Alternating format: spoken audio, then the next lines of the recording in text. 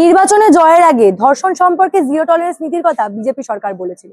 বর্তমানে বারুইপুরের নাবালিকা ধর্ষণ ঘটনায় সেই জিরো টলারেন্স নীতির কথাই আবারও বলছেন মাননীয় মুখ্যমন্ত্রী শুভেন্দু অধিকারী। পরিষ্কার বার্তা দিচ্ছেন, কারুর রেহাই হবে না। একদিকে যখন মমতা বন্দ্যোপাধ্যায় ধর্ষণের ঘটনা নিয়ে মানুষকে ভুল বোঝানোর চেষ্টা করছেন, একাধিক মিথ্যে প্রচার ইতিমধ্যে মমতা বন্দ্যোপাধ্যায় করতে শুরু করেছেন। গতকাল ফেসবুক লাইভে এসে নিজেকে নাকি হাউস অ্যারেস্ট করা হয়েছে এমন বার্তাও তিনি দিয়েছেন এবং রীতিমতো উস্কানি ছড়ানোর চেষ্টা করছেন। ঠিক এমন সময় আজকে শ্যামাপ্রসাদ মুখার্জির জন্মদিবস উপলক্ষে একটি জায়গা থেকে শুভেন্দু অধিকারী পরিষ্কার করে দিয়েছেন, আবারও পরিষ্কার বার্তা দিয়েছেন যে এই বারুইপুরের ঘটনায় শাস্তি হবে, কারুর রেহাই হবে না। আজকের প্রতিবেদনে দেখাবো শুভেন্দু অধিকারী ঠিক কি বলেছেন এবং এই বারুইপুরের নাবালিকা ধর্ষণ ঘটনায় এখনো পর্যন্ত কতটা তদন্ত এগিয়েছে তার জন্য প্রতিবেদনটা সম্পূর্ণ দেখুন। নমস্কার, আমি সানিয়া, দা নিউজ বাংলায় আপনাদের সকলকে স্বাগত। আপনারা নিশ্চিন্তে থাকুন, প্রথমটার তো বিচার দেব, ক্যাপিটাল পানিশমেন্ট দেব। ওর বাবা যা যা চেয়েছে সব করবে মুখ্যমন্ত্রী। বারুইপুরে নাবালিকা ধর্ষণের ঘটনায় ধৃতর সংখ্যা বেড়ে 2, তবে এখনো পর্যন্ত মমতা বন্দ্যোপাধ্যায় প্রত্যেককে ভুল বোঝানোর চেষ্টা করে যাচ্ছে। অর্থাৎ এতদিন ধরে তৃণমূল আমলে যে পরিমাণ ধর্ষণের ঘটনা হয়েছে, একেবারে কামদুনি থেকে শুরু করে আরজিকর, কামদুনির ঘটনা থেকে শুরু করে পার্কস্ট্রিটের সেই ধর্ষিতা, তারপরে আরজিকর, প্রত্যেক ক্ষেত্রে যে মমতা বন্দ্যোপাধ্যায় তার পরিবারকে বারে বারে টাকা অফার করেছেন, কখনো কখনো বলেছেন মেটার লাভ অ্যাফেয়ার্স ছিল, সেই মমতা বন্দ্যোপাধ্যায় আজকে নাকি ধর্ষণ নিয়ে কথা বলছেন। তার অভিযোগ, তাকে নাকি হাউস অ্যারেস্ট করে রাখা হয়েছে। রবিবার রাতে একেবারে যোগ্য জবাব দিয়ে দিয়েছে প্রশাসন। একদিকে যখন ফেসবুক লাইভে এসে মমতা বন্দ্যোপাধ্যায় উস্কানি ছড়ানোর চেষ্টা করছেন বা মানুষকে বোঝানোর চেষ্টা করছে যে তাকে হাউস অ্যারেস্ট করে রাখা হয়েছে, তাই তিনি বারুইপুর যেতে পারছেন না, ঠিক এমন সময় রবিবার রাতে তার বাড়ির সামনে থেকে অতিরিক্ত পুলিশ বাহিনী তুলে নেওয়া হলো এবং প্রাক্তন মুখ্যমন্ত্রী হিসেবে তার বাড়িতে যতটা বাহিনী বা পুলিশ থাকা দরকার এখন বর্তমানে দাঁড়িয়ে অতটাই রয়েছে। অর্থাৎ বাড়তি যে নিরাপত্তা ছিল সেটা তুলে নেওয়া হয়েছে এবং মমতা বন্দ্যোপাধ্যায় যে বার্তা দেওয়ার চেষ্টা করছিলেন তাকে বলপূর্বক জোর করে নাকি বাড়িতে আটকে রাখা হয়েছে, কার্যত সেইটা একেবারে খারিজ হয়ে গেল এই ঘটনার পরে। অন্যদিকে যদি চলে আসি এই বারুইপুরের ঘটনায়, ইতিমধ্যে কিন্তু যেমনটা বললাম যে প্রথমেই আপনাদেরকে বলে রাখি যে প্রথমেই একজনকে গণপিটুনি দেওয়া হয়েছিল, রীতিমতো মানুষজন ধৃত ব্যক্তিকে ধরে এবং গণপিটুনির ঘটনা আমরা দেখতে পাই। পরবর্তীতে এই একই মামলা আরেকজনকেও গ্রেপ্তার করা হয়েছে এবং আপাতত এই মামলায় সিট গঠন হয়ে গেছে। অন্যদিকে বর্তমান মুখ্যমন্ত্রী শুভেন্দু অধিকারী তিনি পরিষ্কার বার্তা কিন্তু দিয়ে দিয়েছেন যে আগামীতে অর্থাৎ আগামীকাল মঙ্গলবার ভবানী ভবনে এই নিজেদের পরিবারকে যেতে বলেছেন তিনি এবং তারা যেভাবে শাস্তি দাবি করবেন সেইভাবেই শাস্তি দেওয়ার ব্যবস্থা করা হবে, এই আশ্বাস মুখ্যমন্ত্রী দিয়েছেন। একেবারে এই বারুইপুরের ঘটনা ঘটার পর থেকে যেমনটা আমরা খবর দেখা গেছে পরিষ্কার, রবিবার সকাল এই নাবালিকার দেহ পাওয়া যায়। তার পরবর্তীতে আমরা বারুইপুরের সূর্যহাটের কাছে যেখানে দেহ পাওয়া গেছে তার আশেপাশে কিন্তু একেবারে বিক্ষোভ দেখতে পাই। যদিও বর্তমানে এলাকায় 163 ধারা জারি করে দেওয়া হয়েছে, সেখানে আর কোন রকম কোনো বিক্ষোভ দেখানো হচ্ছে না, কিন্তু মুখ্যমন্ত্রী যখন তার পরিবারকে আশ্বাস দিয়েছিলেন যে ভবানী ভবন আপনারা আসুন, সত্যি সত্যি ঘটনার ব্যবস্থা হবে। ঘটনা ঘটার পরে পরে যে ছবি আমরা দেখতে পাই, একেবারে এই রবিবার সকালে এই নাবালিকার দেহ উদ্ধার হয় এবং দেহ উদ্ধারের পরেই রীতিমতো আমরা পথ অবরোধ করে বিক্ষোভ দেখতে পাই।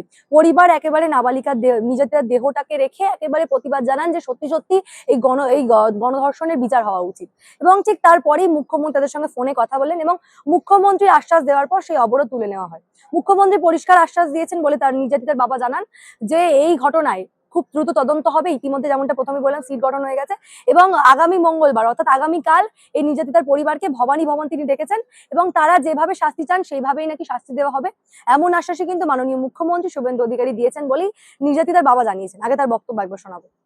সিএম এর সঙ্গে আমার সব কথা হয়েছে, টোটাল আমি ফাঁসির দাবি করেছি এদের সঙ্গে। চুপ করে, সবাই চুপ করে, কিছু কথা বলতে দাও, কথা না বলতে দিলে কিছু বুঝতে পারবে না কিন্তু তোমরা। মুখ্যমন্ত্রী মঙ্গলবার দিন ভবানী ভবনে যেতে বলেছে। মুখ্যমন্ত্রী মঙ্গলবার ভবানী ভবনে আসছে, আমাদের যেতে বলেছে। ওখানে বসে যা দাবি করবো, যেটা বলবো সেটাই উনি করে দেবে বলেছে।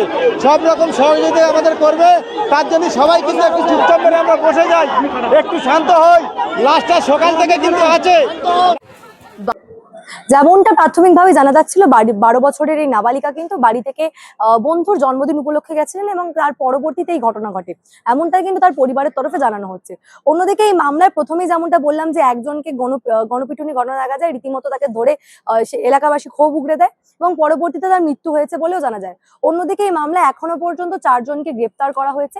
যদিও সিট গঠন করার পর তদন্ত চলছে, আগামীতে পুরো বিষয়টা ভালো করে খতিয়ে দেখা হবে বলে পুলিশ প্রশাসনের তরফে বারে বারে জানানো হচ্ছে। কিন্তু প্রথমেই যে কথাটা বলছিলাম, যে মমতা বন্দ্যোপাধ্যায় একেবারে এই বারুইপুরের ঘটনাটাকে নিয়ে যেভাবে তিনি রাজনীতি করার চেষ্টা করছেন, একদিকে যখন মুখ্যমন্ত্রী পরিষ্কার আশ্বাস দিয়ে দিয়েছেন, তার পরিবারও সেটা মেনে নিয়েছে, ঠিক এমন সময় গোটা ঘটনাতে এলাকাবাসীকে উত্তপ্ত করার চেষ্টা করছেন এবং যারা যারা এই উস্কানি দিচ্ছেন তাদের বিরুদ্ধেও কিন্তু ব্যবস্থা হবে, এই কথাটাও মুখ্যমন্ত্রী পরিষ্কার জানিয়ে দিয়েছেন। অর্থাৎ মমতা বন্দ্যোপাধ্যায় বাড়ি বসে যেভাবে তিনি দিনের পর দিন উস্কানি দিয়ে চলেছেন বিভিন্ন ঘটনায়, আবারও কিন্তু বারুইপুরের ঘটনাও তিনি এই হাউস অ্যারেস্টের কথা বলে একেবারে উস্কানি দেওয়ার চেষ্টা করেছিলেন। কিন্তু প্রশাসন বর্তমানে যে ব্যবস্থা নিচ্ছে, রবিবার রাত থেকে তার বাড়ির সামনে থেকে একেবারে যে ফোর্স তুলে নেওয়া হলো বা সিকিউরিটি তুলে নেওয়া হলো, তা প্রমাণ করে দিল যে মমতা বন্দ্যোপাধ্যায় আবারও মানুষকে ভুল বোঝার চেষ্টা করছেন, ভুল বোঝানোর চেষ্টা করছেন, রাজনীতি করার চেষ্টা করছেন। আবারও সেটা প্রমাণিত হয়ে গেল।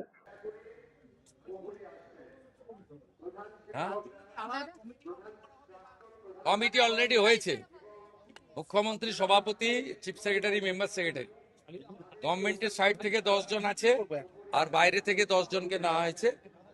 খুব বিশিষ্ট মানুষরা আছেন এই রাজ্যে। ওই কমিটি সারা বছর কাজ করবে এবং রাজ্য সরকার বাজেটে 200 কোটি টাকাও অ্যালট করেছে। লাগলে আরো টাকা দেওয়া, টাকাটা ফ্যাক্টর নয়, ওনার স্মৃতিকে করা হবে এবং প্রয়োজন হলে ঝাড়খণ্ড সরকারের সঙ্গেও আমরা কথা বলবো, ওনার মধুপুরে যে স্মৃতি আছে সেটাতেও কিভাবে সংরক্ষণ করা যায়।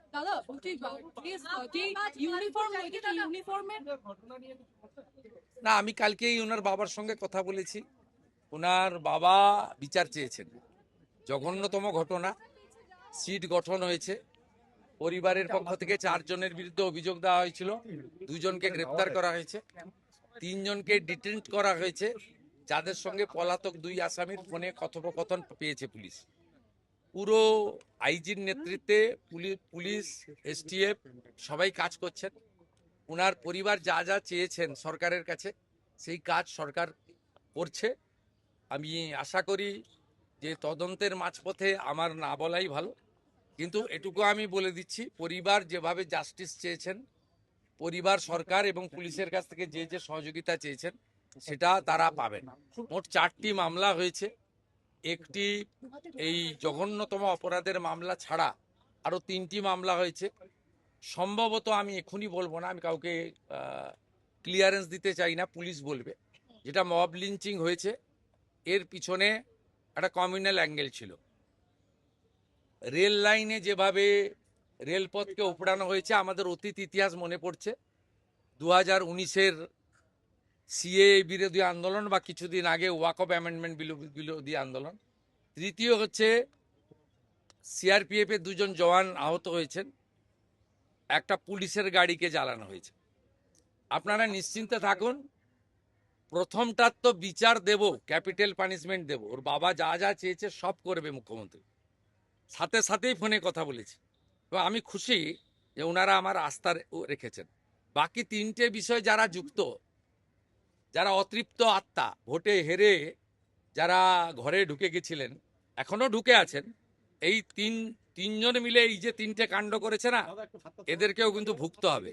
মমতা বন্দ্যোপাধ্যায় এই ধরনের মন্তব্য বা মানুষকে ভুল বোঝানোর যে চেষ্টা, সমস্ত কিছুই কিন্তু বৃথা। কেউ যে রেহাই পাচ্ছে না শুভেন্দু অধিকারীর এই বার্তার পর। প্রত্যেকেই কিন্তু পরিষ্কার বুঝছে যে মুখ্যমন্ত্রী যেমনটা বলছেন তেমনটাই কিন্তু কথা রাখবেন।